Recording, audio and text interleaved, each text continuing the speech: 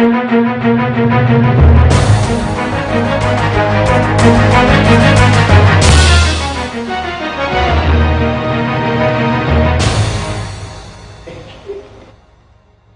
evening and many thanks for watching KTN News. My name is Dennis Aseto and this is a show that will be talking issues to do with climate change, what we need to do, how do we approach it as Africa. Remember that the inaugural Africa Climate Summit went down in Nairobi, and with that the Nairobi Declaration as Africa, did we achieve that which we intended to get? And moving forward as we get to COP28, how do we move there? But now let's go straight to the show now. Barely a fortnight after the Africa Climate Summit concluded here in Nairobi, the continent is now gearing up for COP28 summit, and Africa will be heading to Dubai as a united front. The aim is to hold the developed world that is blamed for the highest emission to account by pushing for climate financing and compensation.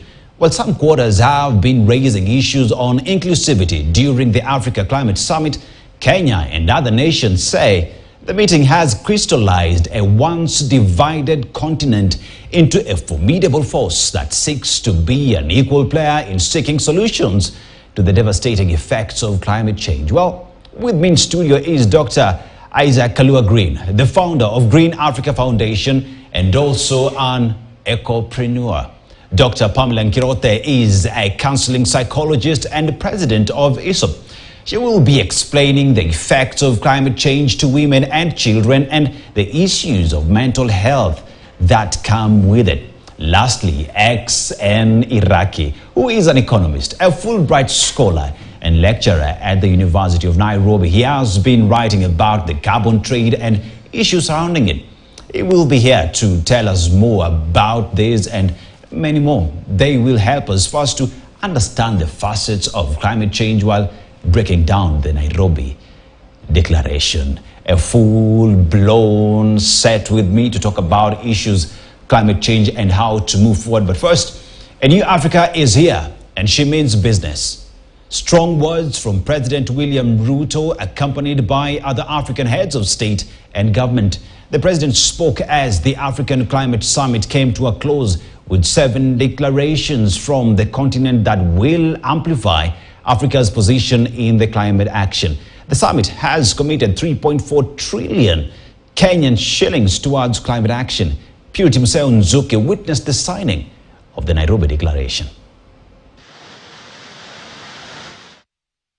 The climax of the 3-day African Climate Summit, after what President William Ruto termed successful deliberations on Africa's position in the climate action agenda, songs of joy signaling breakthrough and consensus. Africa Climate Summit is both a demonstration of the unwavering collective commitment of the people of Africa to their vision to make humanity's first home here in Africa a land of abundant potential, limitless opportunity, and the possibility of shared prosperity.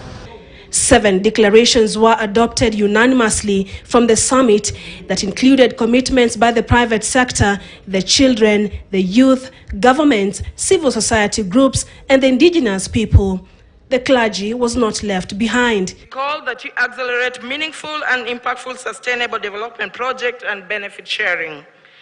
Establish Indigenous Peoples Climate Resilience Fund to accelerate the realization of sustainable development goals and to mitigate against the impact of climate change on Indigenous peoples, in particularly women, children, youths, and persons with disability.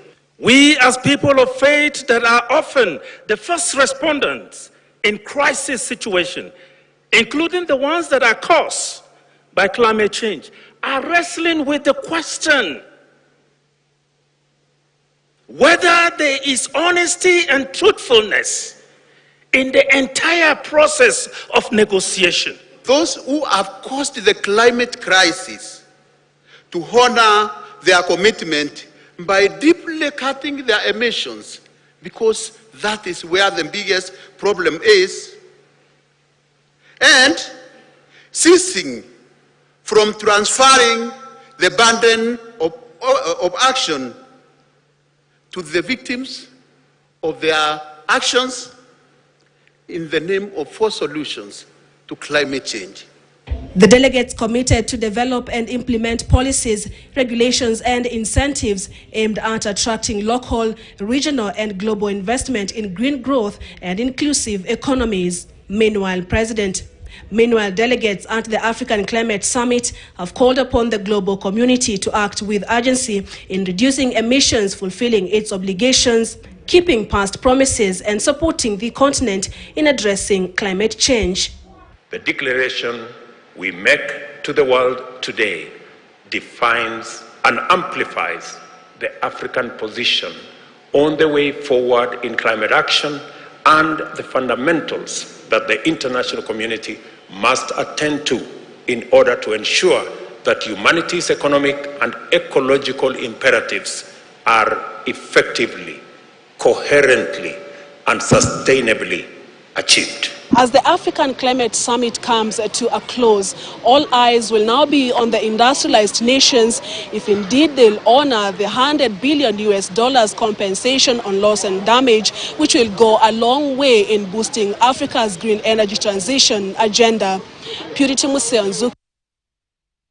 Now, so this inaugural Africa Climate Summit included negotiations and discussions around climate action, funding and carbon credits.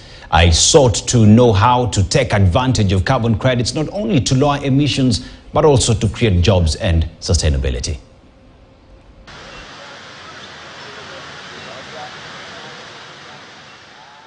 Climate change is a scientific issue which offers countless jargons. Carbon credit is one of them. But to break it down, these are activities that avoid, reduce, or remove emissions. More than 95% of carbon credits in the market fall under the first 2 categories, meaning that the projects result in fewer units of carbon in the system as compared to the baseline business as usual scenario. Well, carbon credit is actually 2 things. One is it's a component of actual emissions and social impact. And, so a credit, when you buy a credit, what you're looking to do is remove carbon from the atmosphere and give back to the community that is helping to keep the planet together and keep global warming hopefully below 1.5% by 2050. Sync, a Kenya-based carbon offsets trading platform, says that this new venture will take advantage of resources we have and make a business case out of it. There's been a lot of promise around financing coming to Africa. There have been numbers around 100 billion. And really what I think the African leaders have been saying is that very little of that has been seen on the ground. So I think it's very clear that we need to look for other innovative solutions to solve the financing gap for Africa. And in the Nairobi declaration, leaders have asked for the adoption of carbon taxation. They hope that these will boost the fight against climate change, as this will see those that emit more carbon pay more for the loss and damages. Sync CEO Sudhu Aruguman says that Africa faces unique challenges in carbon trading, but that it is a sure way to help in dealing with climate change.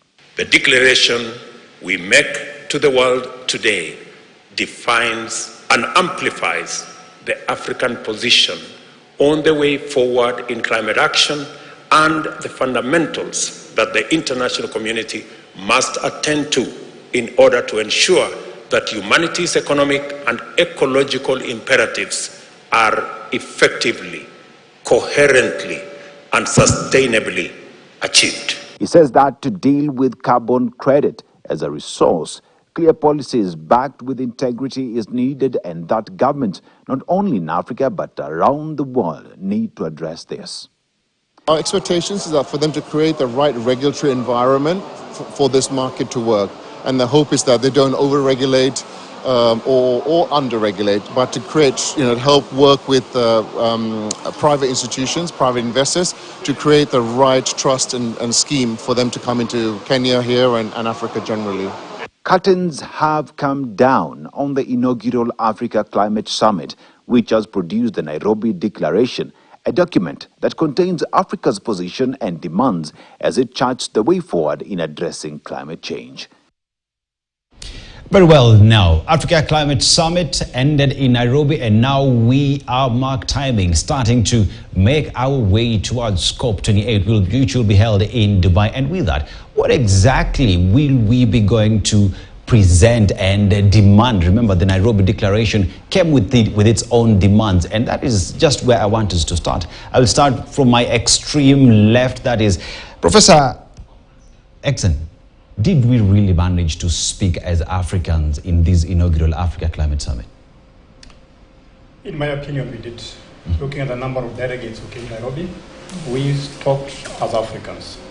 And the issues we raised are unique to Africa, but they're also global. But I think the best test on whether we talked as Africans is whether we are going to implement what we talked about in Nairobi. It's very easy to come with the declarations. It's very easy to say what we want to do. But at the end of the day is, are we going to do it? And the best way to test whether we have done it is to talk to Wanjiko. These summits, whether they are held in Nairobi or Doha, must cascade to the grassroots.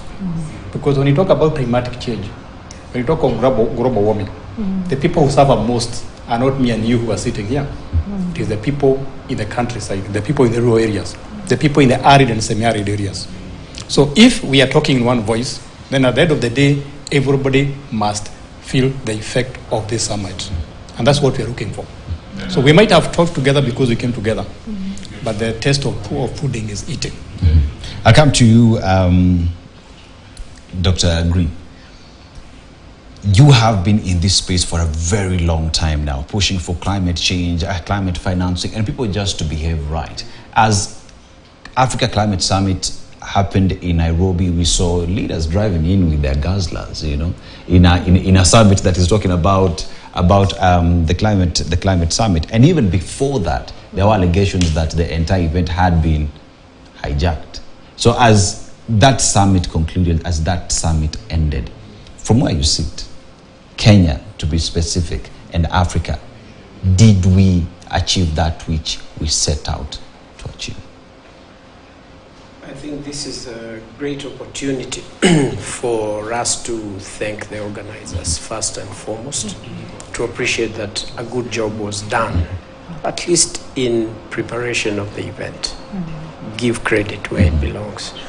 Secondly, also appreciate that it was the first time that government was hosting the continent of Africa to discuss very important issue and one united agenda. We, of course, you have talked about guzzlers and what was used. As you know, Africa and particularly Kenya, per capita usage of big machines and guzzlers is higher than that of Europe. So you wonder, we are the people who need more help, but we are the ones who are burning much more. So this brings me to a very important issue, awareness creation, because it's a culture that we really need to deal with from the grassroots. The fact that you get to a place and you imagine the bigger the car, the more successful you look like. And that misuse of opportunities, misuse of resources, misuse of various God-given opportunities and resources is what has really grown deep into our culture. And we need to start thinking about this and what we can be able to do to change. And it starts with the leadership. Give it to the president. Choosing to drive in a small car, unprecedented kind of a situation, like him, hate him, I think it was a great thing. And it sends a very great message across the country, across the world, that times are bad. And we really need to think outside the box. Beyond that, because I think it is also right to speak about the organization, it would have, I also want to thank, I think, also the organizers in terms of preparing the messages that were delivered by our head of state. At this point, it was a Pan-African kind of a situation, very well delivered. And it's now time to move from plan to action. Because talk is one. Getting to do things so that, as Prof has just said, that mwananchi at the grassroots feel and understand, and they can feel that food is being placed on the table. Great achievements.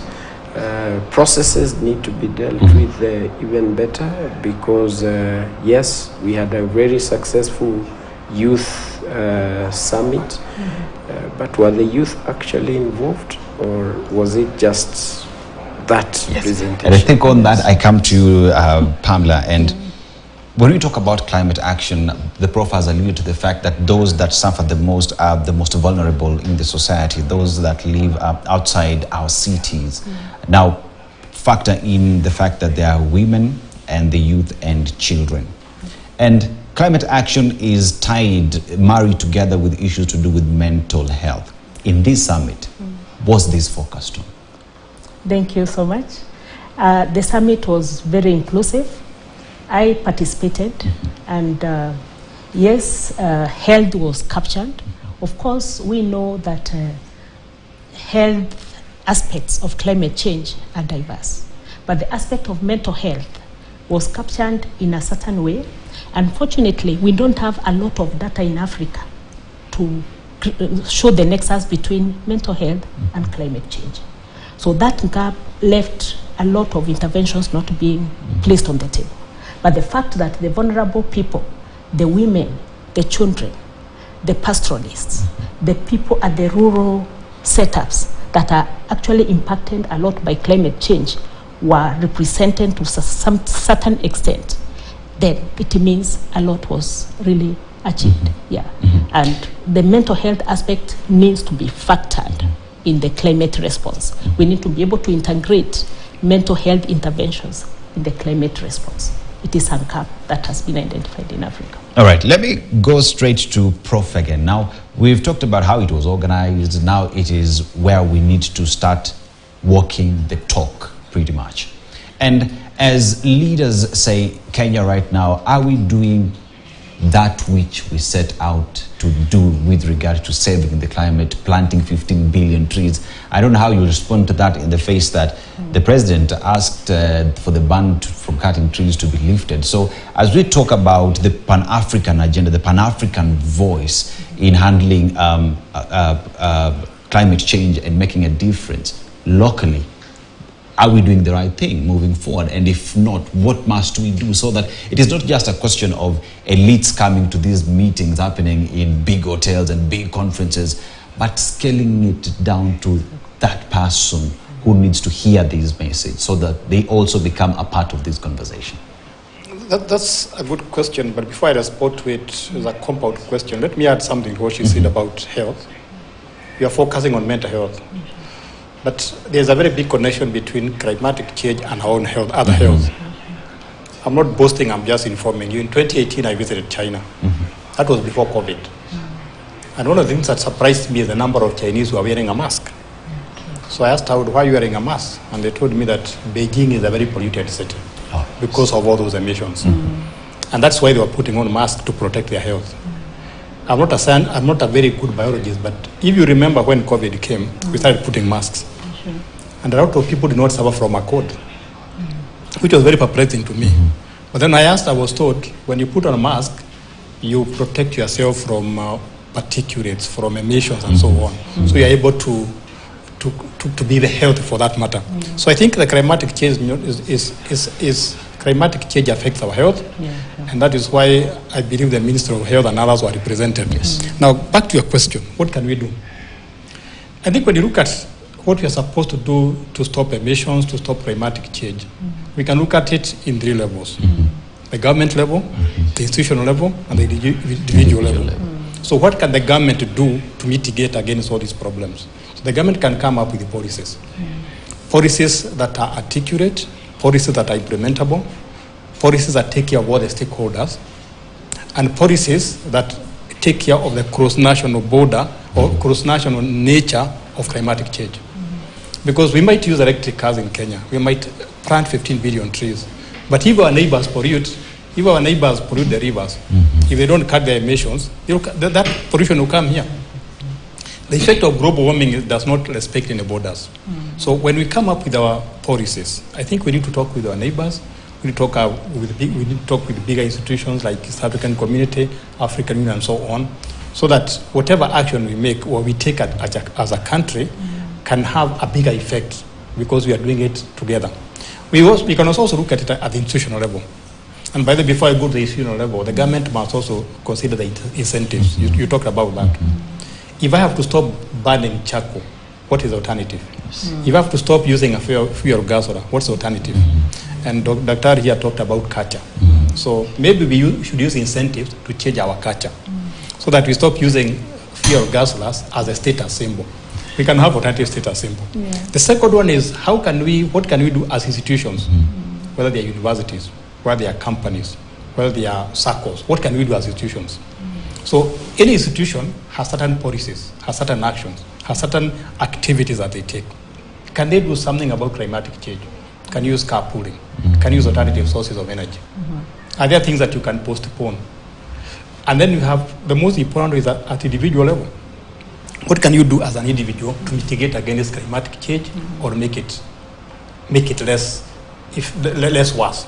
So, for example, again, I'm just informing my doctor here, and I came here driving a Vitz. It's not because I could not have driven a bigger car, but that's my contribution in mitigating climatic change. So, what do you use for cooking at home? Are there certain things you can stop or you can postpone to make sure that you use less fuel or you have less carbon imprints?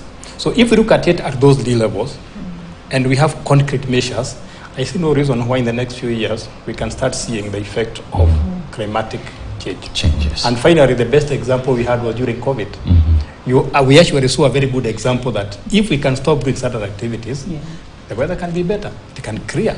The air can be fresh. I had Dr. here saying that from Nairobi he could see the top of Mount Kilimanjaro, top of Mount Kenya. He can confirm later on because people are not moving now, no pollution. Yes, less pollution. That's the way I see it from my seat. All right. Now, Dr. Green, your name, green.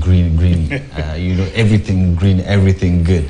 Now, as we talk about issues to do with climate change, Dr. we've seen you fight for these climate to be preserved, our ecosystems to be taken care of. And after these ACS now moving forward, what do you want to see the government do to make sure that it is not just lip service, that there is work being done, that when issues to do with logging come up, we have a way of addressing that, so that when we talk about planting 15 billion trees, we don't still come back around and say, let's cut trees to create jobs. I mean, what alternatives, even as we have these conversations with the global West, what do we do with them? Thank you for such a good question, Dennis.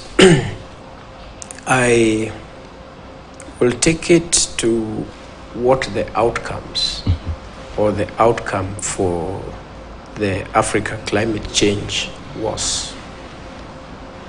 The first thing that I was so proud of myself, proud of my country, proud of my continent, is the fact that we spoke in one voice. Necessity has become the mother of invention. The second thing was the fact that Africa also again came together and agreed that we need to deal with issues of finance. The fact that 60% of the money that we do have and what we are paying of our debts is interest. They came in one voice and said, we need to deal with this. And then the third thing was the issue of carbon tax, issues of how do we deal with issues about money, financing, and so many things. What I expect is for every country in Africa to first and foremost speak in one voice. I expect that out of these discussions, we are going to have the various ministries of agriculture, Ministry of Water, Ministry of Environment, Ministry of Trade, all this, that they can speak in one voice. because climate change is an enemy that we must deal with and befriend them so that we can benefit out of this process. So unity is one of the greatest things that I would want to see. How to do that are now the steps of moving from plan to action. And that's the only first item. Let me just pause you there as we take this short commercial break. But when we come back, you continue telling us how we achieve this, and then we also tie this with mental health. We take a short commercial break. We'll be back in a few.